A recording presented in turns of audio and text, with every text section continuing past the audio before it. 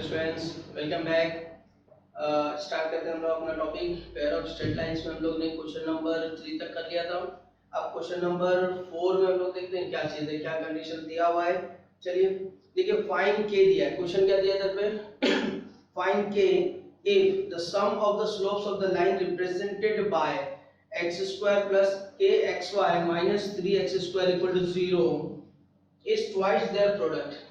ठीक है, अब यहाँ पे क्वेश्चन नंबर 4 में हमको पेयर ऑफ स्ट्रेट लाइन दिया x² plus kxy then minus 3y² equal to 0, ये दिया हुआ है। ठीक है, और क्या दिया हुआ है, और ये दिया sum of the slope of the line, sum of the slope of the line represented by this line is twice their product. अगर मैं मान लेता हूं कि m1 और m2 इसके स्लोप है, तो sum of the slope is equal to twice its product, twice its product. ये हमको गिवन दिया हुआ है। ठीक है, अब हमको सॉल्व करना आगे के क्वेश्चन में कि यहाँ पर हमको क्या मालूम करना है, फाइंड के मालूम करना है। के किधर है, के यहाँ पर है, इसको मालूम करना है। तो देखो गिवन है, हम लोग क्या करेंगे इधर पे, क्या लेंगे, सिंस सॉल्यूशन देख लो इधर पे कि पहले सबसे पहला होगा कंपेयरिंग, कंपेयरिंग विथ हमारी जो जनरल इक्वेशन है ax² plus 2hxy plus by² equal to 0, इससे कंपेयर करो। तो कंपेयर करने पर हमको a क्या मिलेगा, a मिलेगा 1, क्योंकि यहाँ पे कुछ नहीं है, x² का कोएफिशिएंट तो 1 हो जाएगा। फिर 2h इज इक्वल टू क्या मिलेगा, k मिलेगा। फिर b इक्वल टू क्या मिलेगा, -3, ये आ गया। अब यहाँ पे therefore m1 plus m2 क्या होता है, m1 plus m2 होता है -2h अपॉन b। ठीक है, -2h है तो इधर लिखेंगे -k, और b कितना है -3, तो ये हो जाएगा k/3। फिर लिखेंगे m1 into m2, m1 into m2 क्या होता है, ये होता है a अपॉन b।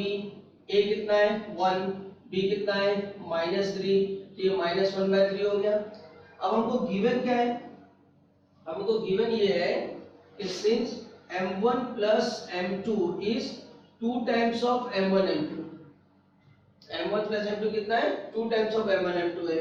तो यहाँ क्या हो जाएगा m1 plus m2, तो ये हमारे पास हो जाएगा k/3 m2 times of यानी -2/3 लिख दो, क्योंकि -1/3 है, 2 से मल्टीप्लाई जाएगा, 3 3 कैंसिल हो गया, तो k की वैल्यू कितनी आ गई, -2 आ गई। तो k की वैल्यू हमारी जो आंसर आ गया वो हमारे पास कितना आ गया, -2 आ गया। बात समझ में आ गई। चलो फिर देखो नेक्स्ट क्वेश्चन क्या हो रहा है, slope of line represented by this differ by 4। ठीक है, अब क्वेश्चन में क्या दिया, डिफर बाय 4, तो ये क्वेश्चन सेम रहेगा हमारे पास में। कंपेयरिंग हम लोग उसमें भी करेंगे सेम एज इट इज में। ठीक, इतना पार्ट हमारे पास सेम रहेगा, इतना पार्ट सेम रहेगा।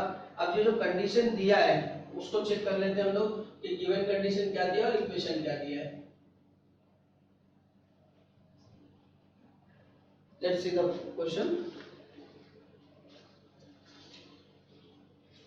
3 क्वेश्चन नंबर सेकंड है इसका, 3x² plus kxy minus y² equal to 0, और यहाँ पे दिया है slope of line represented bye differ by 4, यानी दोनों जो स्लोप है दे डिफर बाय 4, यानी m1 minus m2 कितना दिया हुआ है, 4 दिया हुआ है।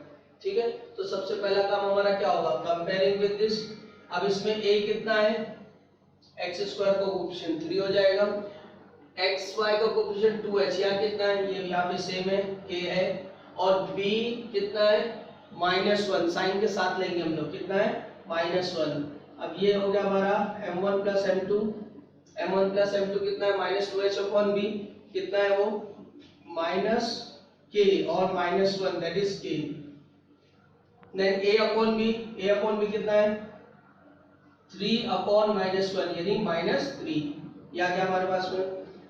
अब जो हमको रिलेशन दिया वो रिलेशन क्या है, m1 minus m2 difference is given as 4। तो हम लोग ने देखो रिलेशन 10 में ये पढ़ा था, डिफरेंस में, सम में और इनटू में इनका एक रिलेशन होता है। क्या रिलेशन होता है वो, अगर हम लोग लिखेंगे इधर पे since m1 minus m2 the whole square, ये होता है m1 plus m2 the whole square minus 4 times of m1 m2। ये रिलेशन आप लोगों को याद होगा। और नहीं भी याद है तो अब याद कर लो, क्योंकि डिफरेंस का स्क्वायर इसके बराबर होता है सम के square minus 4 times of product के बराबर होता है, और ये सिंपल लॉजिक भी है। अब जैसे इसका अगर मैं एक्सपांड करूंगा तो मुझको क्या मिलेगा, m1 का स्क्वायर, फिर क्या आएगा minus 2 times of m1 m2, फिर क्या आएगा m2 का स्क्वायर, ये आएगा। और इसको मैं एक्सपांड करूंगा क्या मिलेगा, m1 का square then plus 2 times of m1 m2, फिर क्या आएगा देन m2 का स्क्वायर। तो यहाँ मुझको मिलेगा 2 टाइम्स ऑफ m1 m2, और यहाँ कितना है minus 4 times of m1 m2, तो सब्ट्रैक्ट होके क्या आएगा minus 2 times of m1 m2, मतलब left hand side is equal to right hand side. तो ये रिलेशन हमको याद रखना है बस। अब इस रिलेशन में जो जो गिवन डेटा रखते जाओ, ये कितना है 4 थे, 4 का स्क्वायर हो गया, m1 plus m2 is k, तो k का स्क्वायर हो गया, 4 times of this is 4 times of minus 3, so 4 times 4 का square 16, k square minus minus plus 4 3 जा 12, इसको दे ले लो 16 पे से 12 गया कितना बचेगा 4 बचेगा, तो k कितना हो जाएगा प्लस माइनस 2, स्क्वायर रूट लेंगे तो आंसर क्या आ जाएगा प्लस माइनस 2 हो जाएगा। क्या समझ में आ गई, सिंपल क्वेश्चंस है। देखते हैं अब नेक्स्ट में। अब थर्ड में देखो, अब फोर्थ का 3 it's k x square minus 4 times of xy minus y square equal to 0. The question is what? Slope of one of the line given by exceed the slope of the other by 8. One of the line is exceed the other by 8. ठीक है। अब इससे पहला वाला question और ये question दोनों एक ही है, दोनों एक ही जैसे है, बस उसको थोड़ा सा चेंज किया। क्या दिया है, slope of one of the line is exceed the other by 8, यानी 8 का स्लोप दूसरे से 8 बड़ा है। हम इसको ऐसा बोल सकते हैं कि दोनों के स्लोप का डिफरेंस 8 है, ये भी बोल सकते हैं। तो यहाँ पे हम लोग बोल सकते हैं क्या, द स्लोप डिफर बाय 8, तो ये स्लोप डिफर बाय 8 बोलेंगे तो भी वही बात है। तो अब इसको मैं लिखूंगा तो क्या लिखूंगा, m1 minus m2 is equal to 8, ये लिखूंगा। अब ये पुराना अपना सेकंड क्वेश्चन कैसा हो गया, अब सेकंड क्वेश्चन के हिसाब से इसको फिर सॉल्व कर दो, है ना। यानी एक्सीड बोल रहा है या कम बोलेगा, लेस देन या डिफर बोलेगा, ये सब एक ही कंडीशन पे आएंगे। ठीक, आगे क्या की कंडीशन आएगी कि one of the slope is some multiple of other slope, तो उसको देखेंगे हम लोग कैसे सॉल्व करेंगे। फिलहाल ये क्वेश्चन नंबर 3 पेंडिंग, आप लोग जरूर सॉल्व इसको और इसका आंसर बता दो क्या आता है करके, ठीक है। अब नेक्स्ट आता है also has two questions. First question is find a condition that the line 4x plus 5y is equal to 0 coincides with one of the line ax square plus 2hxy plus by square equal to 0. तो condition क्या रहेगी वो मालूम करना है, ठीक है। अब ये जब भी यार ये आपको याद रखना है कि जिस इस टाइप के क्वेश्चन अगर देंगे कि one of the line is coincides या one of the line is parallel या one of the line is perpendicular, ठीक है तो इसका मतलब ये होता है कि हमको यहाँ पे रिलेशन स्लोप पे दिया हुआ है। अब कोइंसाइड होती है, अगर दो लाइन कोइंसाइड्स है, मान लो ये दो लाइन क्या है कोइंसाइड्स है, तो ये कोइंसाइड हो गई, ठीक है। अब आपको क्या दिख रहा है, एक सिंगल मार्कर दिख रहा है क्योंकि लाइन क्या हो गई कोइंसाइड हो गई है। और अगर मैं इसी को ऐसा कर दूं तो ये क्या दिख रहा है आपको, दो मार्कर दिख रहे हैं। अब ये लाइन क्या है पैरेलल है, तो पैरेलल होना या कोइंसाइड होना this is one and the same thing, ये पैरेलल हो गई ये कोइंसाइड हो गई। तो इसका मतलब क्या होता है, इसका मतलब ये होता है कि इसका स्लोप जो है इन दो लाइन में से किसी एक स्लोप के क्या है बराबर है। अगर हम लोग डायग्राम बना दें तो ये क्या होगा, ये एक्स एक्सिस वाई एक्सिस हो गया हमारे पास में, ये लाइन ओरिजिन से पास हो रही है और वन ऑफ द लाइन, अब चाहे वो L1 में से हो या L2 में से हो, वो इसी पे आएगी, one of the line will come here, तो इसको बोलते हैं कोइंसाइड होना, ठीक। तो हम क्या करेंगे, अब इसका स्लोप निकालेंगे और इसमें रख देंगे, ठीक है। स्लोप निकालेंगे तो स्लोप किसकी वैल्यू होती है, m की होती है। तो हम लोग क्या करेंगे, इस इक्वेशन को ऑक्सिलरी फॉर्म में लिखेंगे, तो हम लिखेंगे since auxiliary equation of given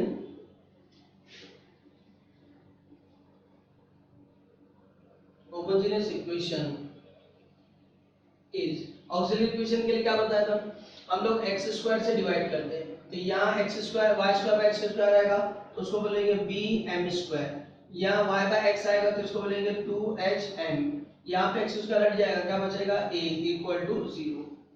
ये ऑक्सिलरी इक्वेशन हो गई। अब ये स्लोप के फॉर्म में आ गई, हमको ये दिया ये स्लोप है तो लिखेंगे सिंस स्लोप ऑफ, इसका स्लोप निकालो 4x plus 5y equal to 0 is. अब स्लोप निकालने के लिए हम लोग क्या लिखते हैं, कोफिशिएंट होगा ना minus a upon b, slope के लिए लिखते हैं ना, तो यहाँ आएगा coefficient of x minus 4 upon 5, तो ये स्लोप हो गया इसका। अब ये लाइन क्या बोल रहा है, कौन साइड है, वन ऑफ द लाइन है, तो इसका मतलब वो जो है वो स्लोप m की वैल्यू देगा, तो लिखेंगे since this line is coincides with इससे one of the lines ax square plus 2hxy plus by square equal to 0, one of the line से क्या है, ये coincides है। अब ये coincides है तो क्या होगा, therefore स्लोप क्या होगा, सेम होगा, क्योंकि पैरेलल है, coincide का मतलब क्या होता है, पैरेलल। तो we got the value of what m। अच्छा, अब अगर हम लोग ऑक्सिलरी इक्वेशन लिखें तो ये आसान रहेगा कि हम इसको इसकी जगह पे ऑक्सिलरी इक्वेशन ही लिखें, क्योंकि ये जो चीज है और ये जो चीज है दोनों सेम चीज है ना, तो हम इसको ही लिखते हैं ताकि आसान रहे। तो ये होगा bm square plus 2hm plus a equal to 0।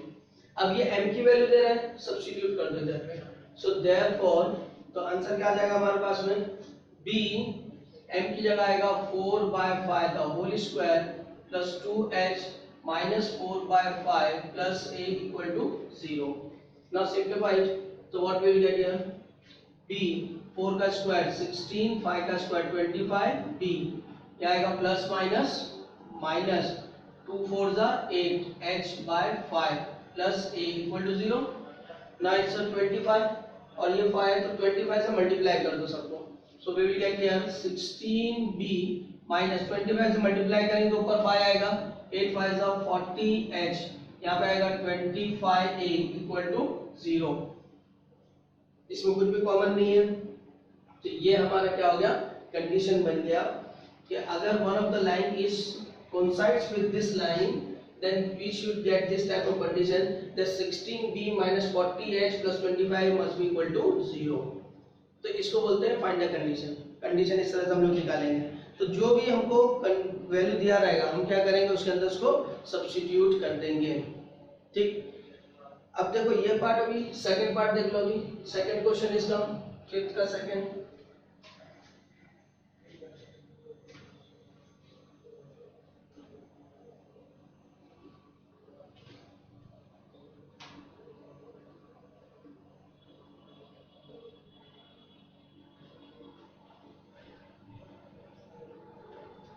See the question number second.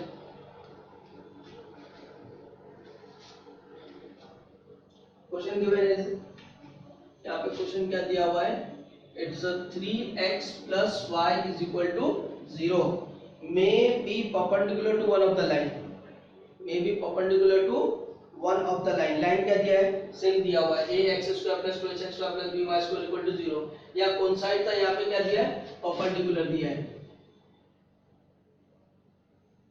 तो क्वेश्चन में क्या होगा, एवरीथिंग विल रिमेन सेम। यहाँ तक हम लोग आएंगे ऑक्सिलरी इक्वेशन होमोजेनियस फॉर्म में ये बना देंगे। अब क्या करेंगे, ये लाइन परपेंडिकुलर, इसका स्लोप निकालो, तो स्लोप ऑफ दिस लाइन क्या आएगी, slope of 3x plus y equal to 0 is minus coefficient of x, x का कोफिशिएंट 3, y का 1 यानी -3।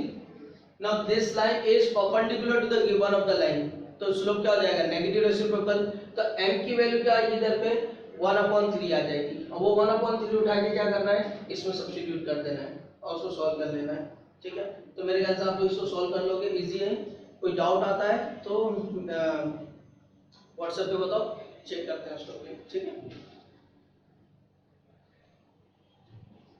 अब क्वेश्चन जो इजी है वो तुम लोग थोड़ा थोड़ा ट्राई करना शुरू कर दो अभी, क्योंकि सेम पैटर्न पे जब चलेंगे तो फिर हम लोग यहाँ पे अपना टाइम सेव करेंगे ताकि फटाफट क्वेश्चन भी होते जाए और आप लोग को प्रैक्टिस के लिए भी क्वेश्चन मिलते जाए। Now let's see here the question number 6। if one of the line given by ax square plus 2hxy plus by square equal to 0 is perpendicular to px plus qy equal to 0, then show that. वही question अब जो मैंने बताया था, आप देखो perpendicular का in general में हमारे पास क्वेश्चन आ गया है। Question number 6, ax square plus 2hxy plus by square equal to 0 ये होमोजेनियस इक्वेशन दिया है और हमको दिया है कि ये px plus qy equal to 0 पे क्या है, परपेंडिकुलर है। तो हमको शो करना है कि उसकी कंडीशन क्या होगी, ठीक है। तो हमको शो क्या करना है, हमको शो ये करना है, show that a p square plus 2hpq plus by square equal to 0, ये हमको शो करना है, ठीक है। ये हम शो करेंगे। तो यहाँ शो करने के लिए हम लोग को सॉल्यूशन देखेंगे। गिवन इक्वेशन हमारे पास है, since ax square plus 2hxy plus by square equal to 0 है। अब इसकी ऑक्सिलरी इक्वेशन लिखो। तो since it's auxiliary equation is, क्या हो जाएगा, mx स्क्वायर से डिवाइड करेंगे तो इधर आएगा b m स्क्वायर, इधर आएगा 2h m, इधर आएगा a इक्वल टू 0, ये ऑक्सिलरी इक्वेशन हो गई। अब हमको क्या बोला है, अब ये इसके ऊपर परपेंडिकुलर है ना, ये दो लाइन में से एक लाइन इसके ऊपर क्या है, परपेंडिकुलर। डायग्राम से अगर हम लोग समझेंगे तो ये एक्स एक्सिस वाई एक्सिस हो गया, ये हमारी दो लाइन है। अब कोई एक लाइन चाहे ये या ये इसके ऊपर परपेंडिकुलर, तो हम लोग बोल सकते हैं, समझो ये ले लिया हम लोग ने, ये लाइन इसके ऊपर परपेंडिकुलर, तो ये हमको दिया है px plus qy equal to 0। तो हम लोग क्या बोलेंगे, अगर ये L1 है और ये L2 है, अगर L2 इसके ऊपर परपेंडिकुलर है तो L2 का स्लोप क्या होगा, नेगेटिव रेसिप्रोकल।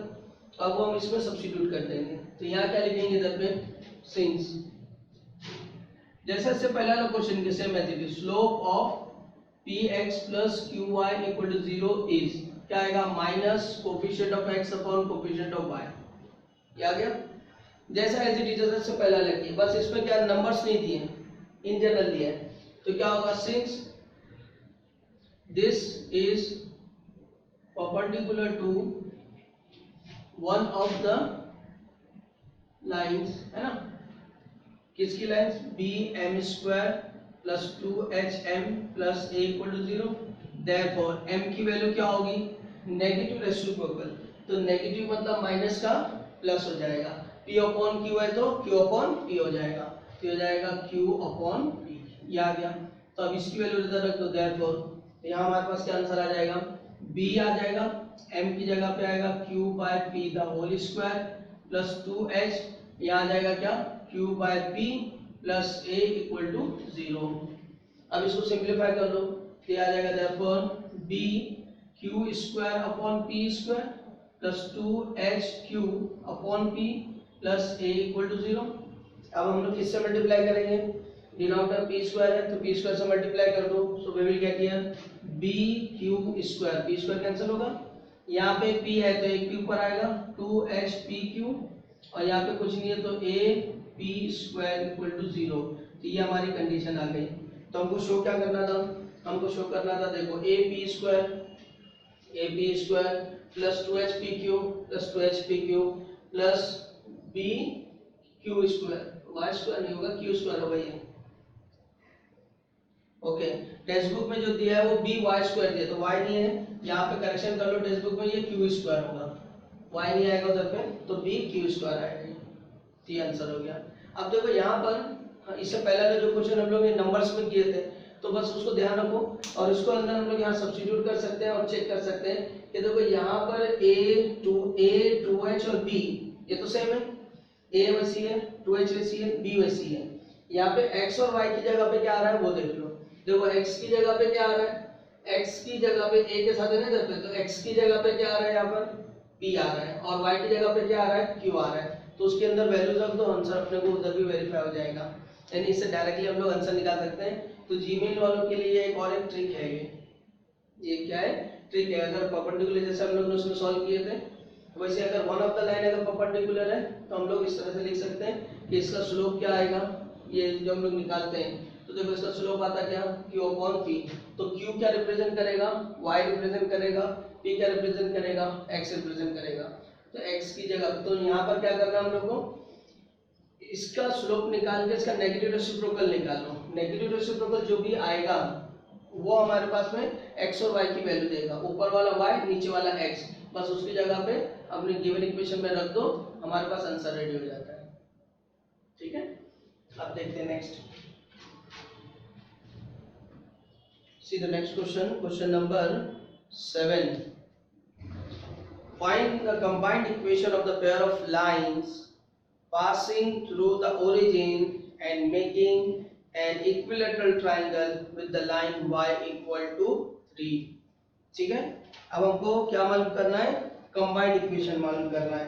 ठीक है, क्वेश्चन नंबर 7 में जो डायग्राम से पहले थोड़ा सा इसको डिस्कस करते हैं। देखो अब ये लाइन जो है y इक्वल टू 3, ये y इक्वल टू 3 कैसे पास होगी, ये हमारे y रहेगी, ये 1, ये 2, ये 3, तो y इक्वल टू 3 ऐसी पास होगी। This is the line y equal to 3, it is our y axis, it's our x axis. ठीक है, अब क्वेश्चन क्या बोल रहा है कि हमको एक pair of straight line low, combined equation low which makes equilateral triangle with this line. इस लाइन के साथ को क्या बना रहा है, इक्विलेटरल ट्रायंगल बना रहा है, ऐसा लो। तो इक्विलेटरल ट्रायंगल बना रहा है मतलब ये इधर से और ये इधर से, ये जो लाइन है हमको ब्लू वाली, ये हमको बना मालूम करना है जो इक्विलेटरल ट्रायंगल बना रहा है। तो मैं इसको बोल देता हूँ ये O है, this is A and this is B, ये आ गया। अब OAB ये इक्विलेटरल ट्रायंगल बना रहा है, तो हमको क्या मालूम है कि इक्विलेटरल ट्रायंगल का मतलब OA, AB, OB ये सब सेम रहेगा। सेकंड हमको क्या मालूम है, ये एंगल कितना होगा, 60 डिग्री होगा। सॉरी, अगर ये 60 डिग्री है तो इसका मतलब ये जो y एक्सिस है इसको डिवाइड करेगा, क्योंकि ये इसके ऊपर परपेंडिकुलर है ना। तो इक्विलेटरल ट्रायंगल की प्रॉपर्टी है ये, तो ये 30 देगा, ये 30 देगा, ये 30 है, तो ये एंगल कितना हो गया, ये एंगल 60 हो गया, क्योंकि this complete angle first quadrant का जो कंप्लीट एंगल है वो कितना होता है, फर्स्ट एंगल फर्स्ट क्वाड्रेंट का जो होता है वो 90 होता है, तो ये 60 होगा। यानी ये जो लाइन है अगर मैं इसको L1 बोलूं तो ये लाइन x एक्सिस से कितना एंगल बना रही है, x एक्सिस से 60 एंगल बना रही है। अगर ये 60 एंगल बना रही है तो इसका इंक्लिनेशन हमको मिलेगा, ये 60 डिग्री है। वैसे अगर ये 30 है तो ये एंगल कितना होगा, ये भी 60 होगा। लेकिन ये एंगल का रोटेशन क्या है, क्लॉकवाइज डायरेक्शन है, तो ये माइनस थीटा मिल गया अपने को, मतलब दोनों का इंक्लिनेशन मिल गया, दोनों का इंक्लिनेशन मिल गया तो दोनों को स्लोप मिल जाएगा, दोनों का स्लोप मिल गया तो दोनों की सेपरेट इक्वेशन को कंबाइन करना है तो बन जाएगा, है ना। चलो देखते हैं क्या करेंगे अभी हम लोग। अब जो हम लोग ने बोले तो उसको लिखते जाएंगे। तो हम क्या लिखेंगे, late OA and OB makes equilateral triangle with y equal to 3, y equal to 3 के साथ में बना रहे हैं। सो therefore angle AOB will be 60 degree, ये एंगल AB 60 डिग्री होगा। तो मैं यहाँ पे नेमिंग दे देता हूँ, ये C, यहाँ पे नेमिंग दे देता हूँ D। सो therefore एंगल AOC ये कितना होगा, 60 होगा। अभी जैसे डिस्कस किया, तो ये अगर 60 है तो therefore इंक्लिनेशन ऑफ OA कितना होगा, 60 डिग्री, ये आ गया। सो therefore स्लोप ऑफ OA यानी इसको m1 मैं बोल देता हूँ, तो ये होगा 1060 which is what √3, ये हो गया।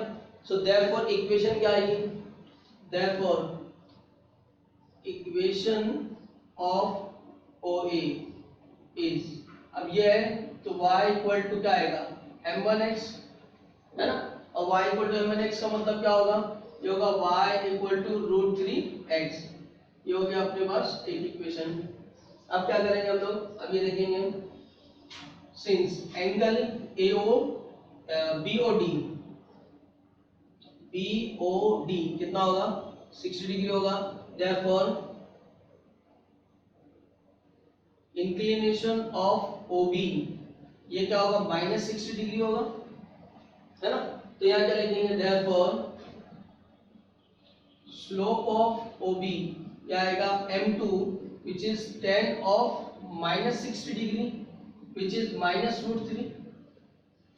अब -√3 तो इक्वेशन निकालो, therefore equation of OB is, अब ये होगा y equal to m2x, m2 कितना दिया है, माइनस है, तो क्या हो जाएगा, that implies y equal to -√3x। ये हमारी दूसरी इक्वेशन हो गई। हमको क्या बोल रहा है, combined equation, therefore their combined equation is, क्या हो जाएगा, y उसको इधर लेके आएंगे तो -√3x होगा, इसको इधर लेके आएंगे तो ये प्लस हो जाएगा √3x, ठीक है, इक्वल टू 0। ये क्या है, a माइनस बी, ये क्या है, a plus B, a minus B plus B क्या होता है, a square minus b square, so it will be y square minus 3x square equal to 0। So this will be our required equation, जो क्या कर रहा है, वो equilateral triangle बना रहा है y इक्वल टू 3 के साथ में। बात समझ में आ गई, सिंपल क्वेश्चन है। अब इसको हम लोग क्या करना है,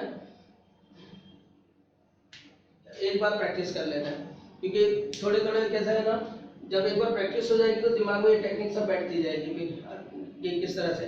अभी कुछ क्वेश्चन ऐसे भी आते हैं जो x y को 3 था ना, वैसा नहीं आएगा, कोई जनरल इक्वेशन देगा उसके साथ इक्विलेटरल ट्रायंगल बनाने का रहेगा, तो वो अगर कहीं इसमें तो मुझे नहीं दिख रहा है, हम लोग आगे वाले कुछ क्वेश्चन में या फिर मैं अलग से क्वेश्चन दूंगा उसके बारे में, उसको डिस्कस करेंगे हम लोग।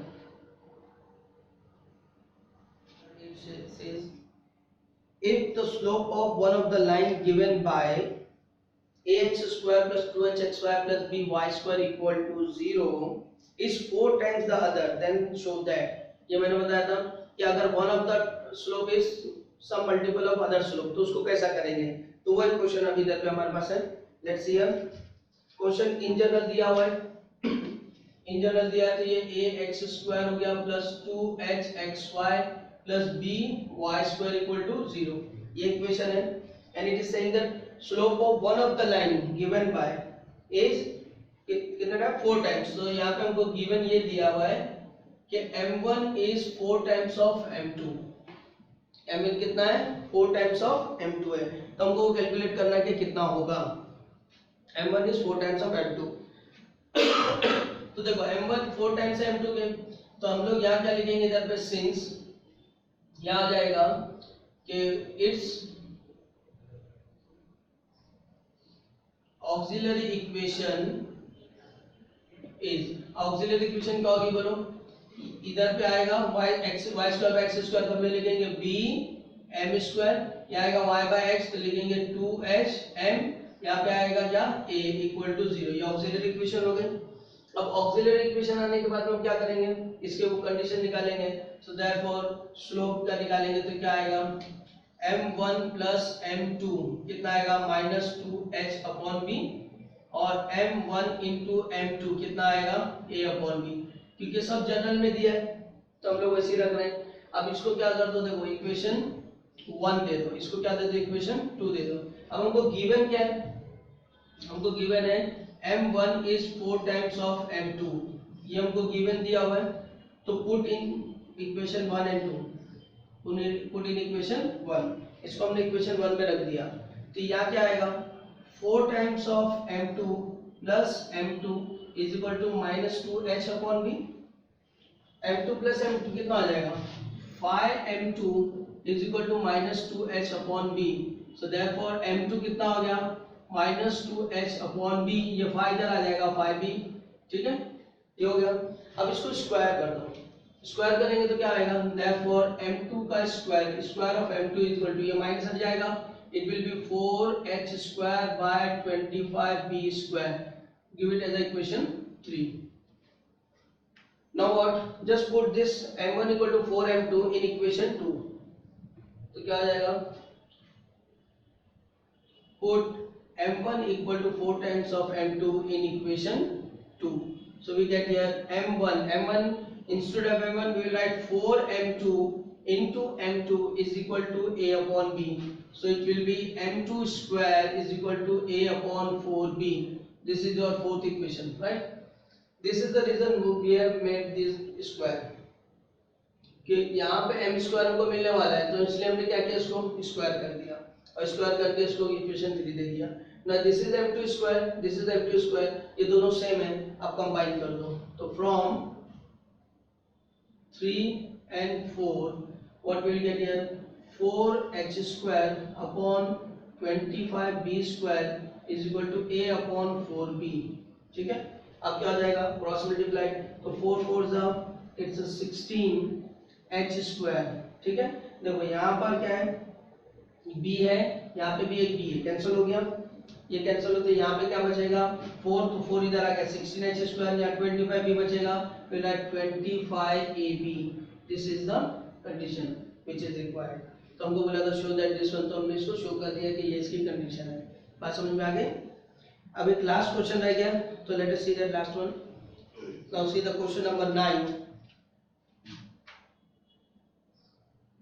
If one of the line given by ax square plus 2hxy plus by square equal to 0, रट लो इसको क्योंकि कॉमन है, बार बार आएगा, है ना. तो ये जनरल क्या होगा, ax square plus 2hxy plus by square equal to 0 bisect an angle between coordinate axis. Then bisect an angle, मैं बताऊं bisect the कोऑर्डिनेट एक्सिस. ठीक है, कोऑर्डिनेट एक्सिस को बाइसेक्ट कर रहा है. शो क्या करना है हमको, show that it's a plus b the whole square equal to 4h square, ये शो करना है. बाइसेक्ट कर रहा है, वन ऑफ द, क्या बोल रहे थे, वन ऑफ द लाइन है ना, one of the line given bye, तो यानी ये हमारे पास में ये x एक्सिस है, ये y एक्सिस है.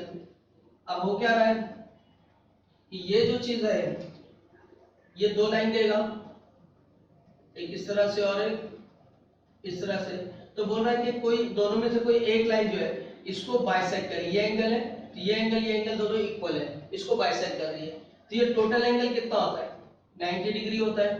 टोटल एंगल 90 डिग्री होता है, तो ये एंगल कितना हो गया, ये 45 हो गया. अगर ये 45 होता है, इसका इंक्लिनेशन हमको 45 मिल गया. इंक्लिनेशन 45 मिल गया मतलब स्लोप कितना मिल गया, 1 मिल गया. बस हमारा आंसर हो गया.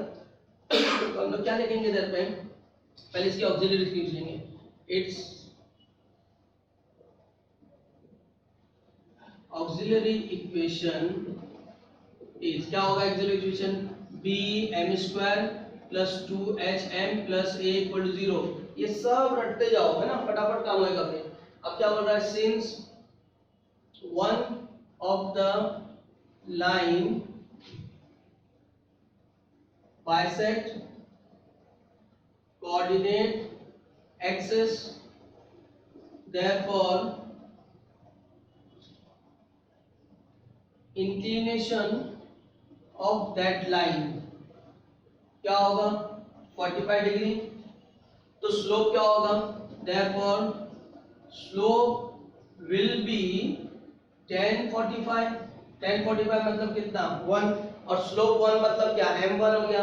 हम बोलेंगे therefore m की वैल्यू कितनी आ गई, 1 आ गई. m की वैल्यू 1 आ गई, तो इधर पे काम हो गया हमारे पास. अब इधर रख दो, therefore क्या हो जाएगा, b 1 square plus 2h 1 plus a equal to 0. ठीक है, हमको प्रूफ क्या करना है, a plus b whole square proof करना है. तो take the a and b, तो हम लिखेंगे a plus b and this is minus 2h, इधर चला गया. क्या प्रूफ करना है, whole square, square it both the side. So it is a plus b the whole square is 4 times of h square. this is our required condition. बात समझ में आ गई. सिंपल क्वेश्चंस थे, सॉल्व करो इसको, एक बार प्रैक्टिस करो. जो कुछ डाउट्स रहेगा, डिफिकल्टी रहेगी तो मिलते हैं नेक्स्ट वीडियो में. ठीक है, चलो फिर till then goodbye, good luck, thank you.